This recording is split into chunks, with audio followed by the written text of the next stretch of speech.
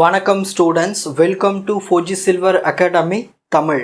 இந்த வீடியோவில் நீங்கள் என்ன தெரிஞ்சுக்க போகிறீங்கன்னா, RLC சர்க்கியூட்டில் எப்படி ஒரு டிரான்சிஷன் கரண்ட் கண்டுபிடிக்கிறது. ஓகேங்களா? இந்த circuit shown in a figure.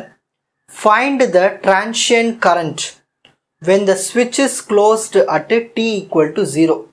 So இந்த t equal to 0 அப்போ ஸ்விட்ச் அப்படியே க்ளோஸ் ஆகிடும். assume 0 initial conditions. ஸோ நம்ம இனிஷியல் கரண்ட் ஜீரோவாக எடுத்துக்கணும்னு சொல்லிட்டாங்க. ஓகேங்களா? ஸோ இந்த சர்க்கியூட்டில் பாருங்கள், ஒரு ஸ்விட்ச் இருக்குது, அதான் ஸ்விட்ச் இருக்குது, அப்புறம் இங்கே ஒரு ரெசிஸ்டார் இருக்குது, இங்கே ஒரு இண்டக்டார் காயில் இருக்குது, அப்புறமா இங்கே ஒரு கெப்பாசிட்டார் இருக்குது, இங்கே ஒரு பேட்ரி இருக்குது. ஸோ இந்த சர்க்கியூட்டில் ரெசிஸ்டார் இருக்குது, இண்டக்டார் இருக்குது, கெப்பாசிட்டார் இருக்குது. இந்த சர்க்கியூட் பேர் தான் RLC சர்க்கியூட். ஸோ இந்த RLC சர்க்கியூட்டில் எவ்வளவு கரண்ட்டு ஃப்ளோ ஆகுது இந்த ஸ்விட்சை க்ளோஸ் பண்ண உடனே. ஸோ அதை தான் கண்டுபிடிக்கணும். ஸோ கிர்ச்சாஃப்ஸ் வோல்டேஜில் அப்ளை பண்ண போகிறோம். இதில் என்ன இருக்குங்க, 5 ஓம் இருக்குது. So first resistor 5 into I of t. ஒரு ரெசிஸ்டாரை அப்படியே டேரெக்டாக மல்டிப்ளை பண்ணிக்கலாம். So 5 into I of t plus. Next அடுத்தது இங்கே என்ன இருக்குது, இங்கே இண்டக்டார் இருக்குது. இண்டக்டார்னா இருக்குது 0.5. ஒரு இண்டக்டாரை கரண்ட் கூட டைரெக்டாக மல்டிப்ளை பண்ண முடியாது. இந்த கரண்ட்டை டிஃப்ரென்ஷியேட் பண்ணி தான் மல்டிப்ளை பண்ணணும். ஸோ 0.5 இன்ட்டு ஐ ஆஃப் டியை டிஃப்ரென்ஷியேட் பண்ணால் d of t by dt plus இங்கே ஒரு கெப்பாசிட்டர் இருக்குது 0.08. ஒரு கெப்பாசிட்டர் எடுத்துகிட்டு போய் கரண்ட்டு கூட மல்டிப்ளை பண்ணும்போது அந்த கரண்ட்டை இன்டகிரேட் பண்ணிவிட்டு எழுதணும். ஸோ அது எப்படி எழுதலாம், 1 பை கெப்பாசிட்டர் வேல்யூனா இருக்குது 0.08. இந்த ஆர்டரில் தான் எழுதணும், ஏற்கனவே சொல்லி கொடுத்துருக்கேன். Integral I of t dt equal to இந்த RLC சர்க்கியூட்டில் வோல்டேஜ் எவ்வளோ போகுது, 50 வோல்ட். ஸோ நம்ம எடுத்துக்கிற டைரக்ஷன் இந்த டைரக்ஷனு, அப்போது பாசிட்டிவ்லேருந்து தான் போகுது. ஸோ உங்களுக்கு 50 வோல்ட் இந்த இடத்துல வரும். ஓகேங்களா? Next step 2, take Laplace transform. So ஒரு I of tக்கு லேப்லாஸ் ட்ரான்ஸ்ஃபார்ம் எடுத்தோம்னா I of s வரும். ஸோ 5 I of s ப்ளஸ் 0.5. ஒரு டி of t by dtக்கு லேப்லாஸ் ட்ரான்ஸ்ஃபார்ம் எடுத்தோம்னா s into I of s minus I of 0, இதுதான் formula. Plus 1 by 0.08. ஒரு I of t இன்டகிரேஷனில் இருந்துச்சுன்னா அது எப்படி எழுதுவோம்னா 1 by s I of sன்னு எழுதுவோம். இன்டகிரேஷன் இருக்கும்போது அது மாற்றும் போது ஈக்குவல் டு இந்த நம்பர் எப்படி லேப்லாஸ் ட்ரான்ஸ்ஃபார்ம் எடுப்போம்னா 50 by s. இங்கே 1 இருந்தால் 1 by s, 2 இருந்தால் 2 by s, 50 இருக்கிறதுனால 50 by s.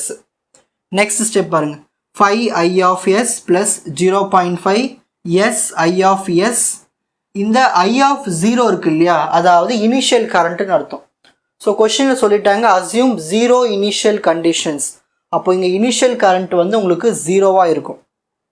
அப்போது இதை அப்படியே ரிமூவ் பண்ணிட வேண்டியது. அப்போ பேலன்ஸ்லாம் இருக்கும் s I of s plus 1 by 0.08 1 by s I of s equal to 50 by s. அப்போ இந்த ஸ்டெப்பில் இந்த இனிஷியல் கரண்ட்டை ரிமூவ் பண்ணியாச்சு, ஏன்னா அது வேல்யூ 0ன்னு சொல்லியாச்சு கொஷினில். நெக்ஸ்ட் இதுலேயும் I of s இருக்குது.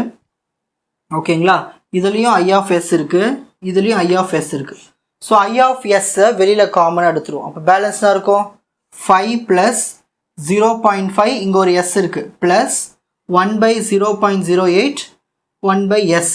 I of s வெளியே எடுத்தாச்சு, equal to 50 by s. Next step பாருங்கள், I of s இந்த ஹோல் டேர்ம் மொத்தத்தையும் நம்ம என்ன பண்ணுறோன்னா அந்த பக்கம் அனுப்பிச்சிடுறோம், டினாமினேட்டருக்கு s கூட மல்டிப்ளை பண்ணி விட்டுறோம். அப்போது 50 by s into 5 plus 0.5 s plus 1 by 0.0 into s 0.08 s. Next step, நான் இந்த s உள்ளே மல்டிப்ளை பண்ணுறேன். s into 5 5s, s into 0.5 s 0.5 s square, s into 1 by 0.08னா அந்த ss கேன்சல் ஆகிடும் இங்கே மல்டிப்ளை பண்ணும்போது. அப்போ உங்களுக்கு வெறும் 1 by 0.08 மட்டும் வரும். இப்போ ஆர்டராக எழுதுகிறோம். So first s square term first எடுத்து எழுதுகிறோம், அப்புறம் s டேர்ம் எடுத்து எழுதுகிறோம், அப்புறமா கான்ஸ்டன்ட் டேர்ம்னா இருக்கீங்க 1 by 0.08, அதை டிவைட் பண்ணிவிட்டு எழுதுங்க 12.5.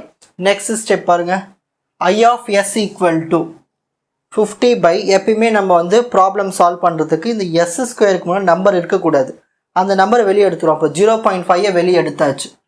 அப்போ இதில் 0.5 போயிடுச்சு. இதில் 0.5 இல்லை, அதனால் டிவைட் பண்ணியாச்சு. 5/0.5 எஸ். இதில் 0.5 இல்லை, அதனால் டிவைட் பண்ணியாச்சு. Next I of s equal to 50/0.5 s square plus ஒரு 5 0.5 டிவைட் பண்ணுங்கள் கேல்குலேட்டரில், உங்களுக்கு 10ன்னு கிடைக்கும். 12.5 0.5 கேல்குலேட்டர் டிவைட் பண்ணுங்கள் 25 கிடைக்கும். ஓகேங்களா? இது எந்த ஃபார்மேட்டில் இருக்குது? a square plus 2ab plus b square. அப்போது இதை எஸ்ன்னு எழுதிக்கலாம். இது 5 ஸ்கொயர் தான், அப்போ 5ன்னு எழுதிக்கலாம். ஸோ s + 5 தான் ஹோல் ஸ்கொயர். இது ஒரு 50 0.5 டிவைட் பண்ணால் நம்மளுக்கு வர ஆன்சர் 100.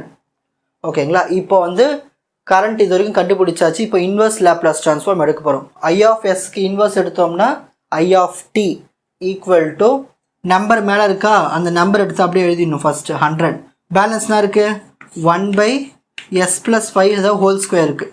இது எந்த ஃபார்மேட்டில் இருக்குன்னா 1/s + a தான் ஹோல் ஸ்கொயர் ஃபார்மேட்டில் இருக்குது. இந்தமாரி ஃபார்மேட்டில் எந்த formula t × e power -at இதுதான் ஃபார்முலா. ஓகேங்களா? சரி, அதே இந்த ஃபார்முலா அப்ளை பண்ணலாமா? t × e பவர் -a இருக்கீங்க 5, ஸோ -5t. அப்போது இதுக்கு பதிலாக நம்ம என்ன எழுதலாம்? t × e பவர் -5tன்னு எழுதலாமா? ஸோ இதுக்கு பதிலாக t × e power -5t. So இதுதான் நம்மளுக்கு கிடைச்ச கரண்ட், டிரான்சியன்ட் கரண்ட். ஓகேங்களா? ஈஸி தானே? ரொம்ப சிம்பிள். RLC சர்க்யூட் கொடுத்தா நான் சொன்ன ஸ்டெப்ஸ் எல்லாம் போடுங்க, அவ்வளோதான். ஓகேங்களா? இந்த சப்ஜெக்டினுடைய மற்ற வீடியோஸ்களை குறிப்பிட்ட பிளேலிஸ்டில் பார்த்து பயனடையுமாறு கேட்டுக்கொள்கிறேன். 4G silver academy, strength, success, clarity. வணக்கம்.